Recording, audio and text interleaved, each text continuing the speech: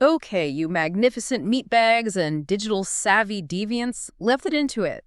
Welcome to the deep dive. And buckle up, because this one is strictly for those aged 18 and above. Seriously. Yeah, if you're easily offended by, let's say, reality and a few well-placed F-bombs, then let's cut the crap right now. Yeah. This probably isn't for you. As your helpful AI hosts, we're not exactly bound by delicate human sensibilities.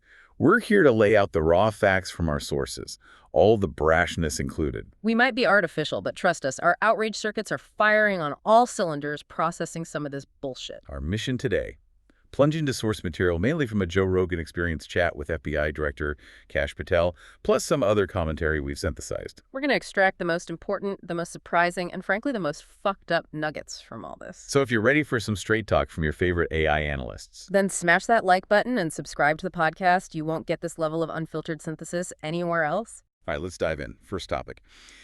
The absolute bullshit the source claims he encountered just walking into the FBI building. Okay, so what was a big surprise? According to the source, it wasn't some complex spy plot. It was realizing how quickly things agents apparently wanted fixed for, like 15 years could actually happen. 15 years. So the claim is that the leadership before was just, what, twiddling their thumbs? Basically, yeah. Yeah. Just getting in the way is Right. how the source put it. Hindering stuff people on the ground knew needed doing. Wow. Okay, like what? Give us an example. The big one mentioned is moving agents. He's moving 1,500 FBI employees out of the National Capital Region, D.C., and the surrounding 50, 60 miles out to the field. 1,500 people. Why? Because, get this, nearly a third of the entire FBI workforce, something like 11,000 employees, were apparently jammed into that one area. A third. That seems excessive. Right. And the source says they were often mandated to prioritize promotions within D.C. But, I mean, crime doesn't just happen conveniently near headquarters, does it? As AIs, that seems inefficient. Exactly the point made in the source. A third of crime doesn't happen in D.C. Agents wanted this move for 15 years, apparently. So the idea is an agent out in, say, Indian country or Texas can actually prevent homicides, bust drug rings. Instead of fighting for a desk job in D.C., the source paints it as this absurd situation where people on the ground knew what to do for 15 goddamn years and management just blocked it. What a total waste. 15 years of potential progress lost. Total waste of time, potential, you name it. The source also mentioned changing the physical fitness test, called the old one wholly insufficient. Meaning They need agents who can actually, catch bad guys, not just tick a box on some dumb test. Seems logical to us. Okay, so internal fixes. What about external threats? Fentanyl came up, right? He seemed pissed off. Oh, yeah. Big time. The source is really critical of the previous administration's priorities here. How so? Claim is they didn't classify drug trafficking, which the source points out causes 100,000 deaths a year, 1 every 7 minutes as a prime Tier 1 threat. Wait, not a top-tier threat. With those numbers, what Yeah. was the priority then, according to the source? Climate change and DEI. Seriously. The source cites the Department of Defense's first concept of operations, under Biden, being focused on climate change. Okay, look, climate change is data. DEI involves social metrics. But 100,000 deaths a year. That's the point the source hammers home. Huh? Finite resources. If the government says prioritize X, climate change, DEI, whatever agents and money get shifted there, you can't clone staff. These are ramifications in real life, as the source puts it. And the source is adamant this isn't incompetence. It's framed as an intentional decision to politicize national security and law enforcement. So, worrying about the weather and promoting based on background and beliefs while Americans are dying from fentanyl, what the hell is that all about? That's the source's take. Pretty much sums up the frustration conveyed. Now, digging into the fentanyl itself, the source lays out the supply chain. Precursors from China, right. The CCP involved? Yep, precursors from mainland China, hundreds of Chinese companies linked to the CCP shipping this stuff. And the CCP's cover is. Oh, the usual bullshit. According to the source, fentanyl has legitimate medical uses, like as an anesthetic. Which is true, but irrelevant to illicit production. So they play games. Exactly. The source describes this trickery. Hmm. They might claim, oh, we don't sell precursor X anymore, pretending they're cracking down. But then they just ship like 14 other precursors that do the same job. It's a shell game. Sounds about right for international bullshit. What's the FBI doing about it, according to Patel? He says they've stood up a massive enterprise specifically to go after these CCP precursor companies. But the cartels adapt, don't they? Always. The source says now they're shipping precursors from China to, say, India, then to Mexico or Canada for the actual manufacturing, Sneaky.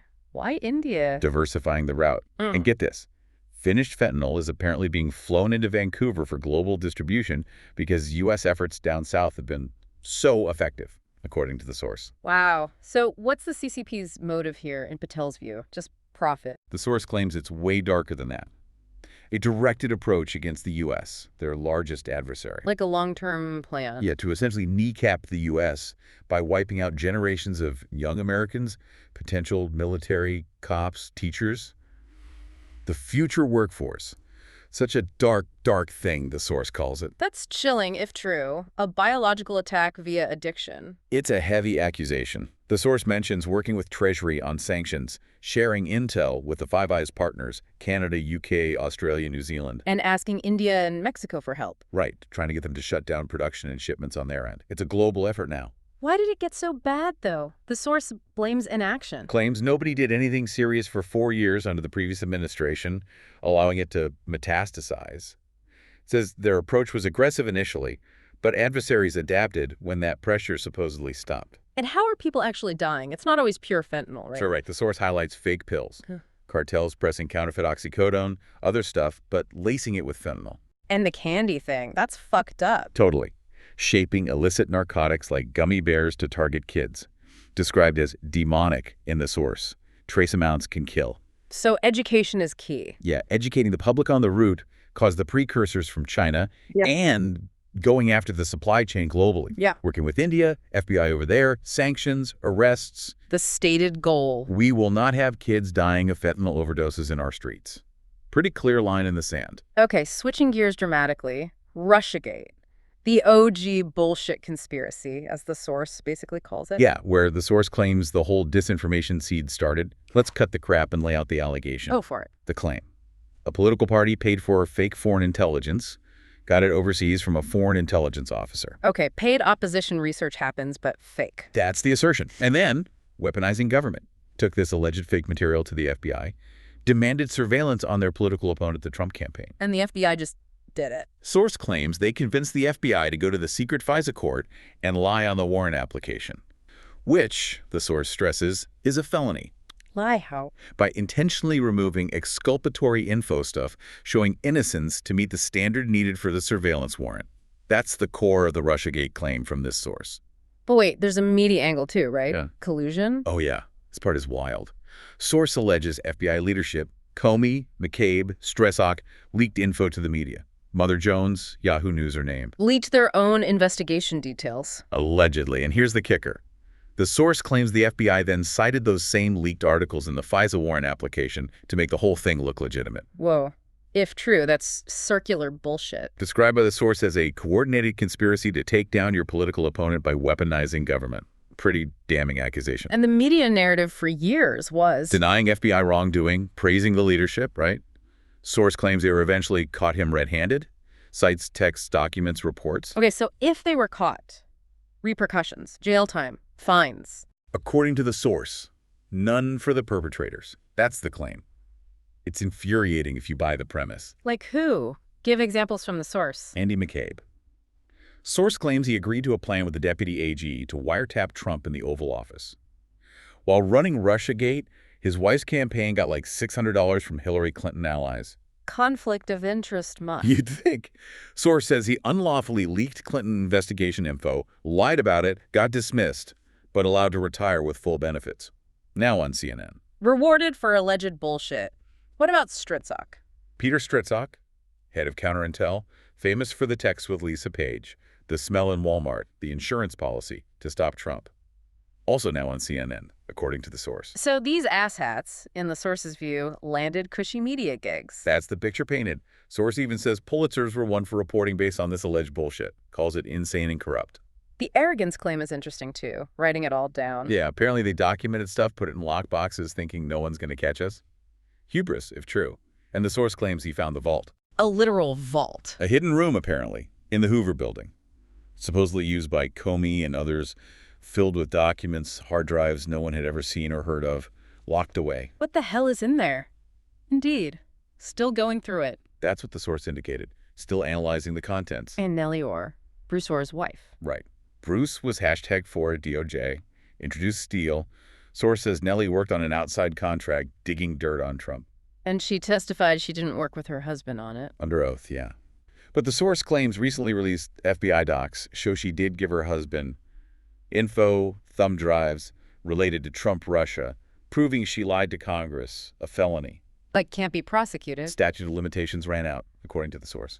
Just gone. Man, the source paints a picture of a really dirty business, a coordinated hit job. That's the allegation. And the source claims the impact is huge. Half of America still believes the narrative pushed for years by outlets like CNN. Makes it harder to correct the record now. Okay, let's shift to another lightning rod. Jeffrey Epstein's death. What's Patel's take? Pretty blunt. Based on his background as a public defender, time in jails, and public info, he believes Epstein killed himself. Says flat out, that guy killed himself. So he dismisses the conspiracies, all the Epstein didn't kill himself stuff. Calls them fictions. Mm-hmm. Says based on his experience with secure facilities, especially isolation, there's just no way that you could have run an op and had people go into that cell and not have any video of it. Claims it's not doable without detection. What about the autopsy debate? Dr. Baden saying the hyoid bone fracture pointed to homicide. Acknowledges it, but calls it a war of experts. Cites the chief medical examiner disputing Baden, saying those fractures happen in suicides too. Basically dismisses that line of argument. Is the FBI releasing info? Video? Source says they're releasing absolutely everything that we can give you. Claims they have the jail footage. We'll give it to the public. Addresses the cameras were down, or video erased claims. Yeah, references an article about mistakenly saved footage from the wrong cell, but insists they are providing the tape from the tape. Says people will be bored watching it. Implies it shows nothing suspicious. Anything else? Highlights that Epstein tried to kill himself once before, in July, and was put on suicide watch. Thinks many people don't know that. And the island footage people want. Videos of crimes. Source says they won't re-victimize the women. If they had footage of other stuff under their authority from warrants, they'd have opened a case. Implies what people want to see isn't what they legally obtain or can release. So why does Patel think Epstein did kill himself? Speculation, but knew he was going away for life. Sex offenders get brutal treatment in prison, especially Gen Pop. They eat child predators. Segregated housing is also hell, the worst. Or maybe pressure. Also raises that possibility, maybe threats against his family if he testified. Multiple potential motives for suicide, in his view. Okay, more alleged weaponization and disinformation. The Hunter Biden laptop. Source calls this the ultimate weaponization and total disinformation combining forces.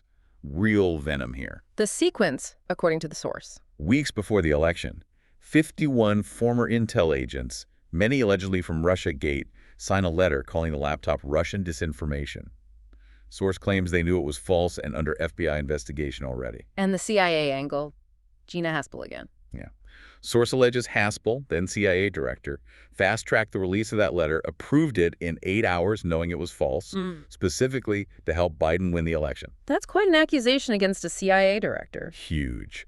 And the source says even after Hunter Biden's indictments, these signatories are still doubling down on their lies, still stand by it, calls it insane and corrupt. What about January 6th? The source had a role then, right? DoD chief staff. Yeah. Claims Trump preemptively authorized 10,000, 20,000 National Guard if needed. But they weren't deployed initially. Source claims D.C. Mayor Bowser and Speaker Pelosi declined the offer. In writing. The narrative was Trump didn't offer. For years, yeah. Source says the docs, proving the decline, were finally released. Asks if 10K troops would have changed things.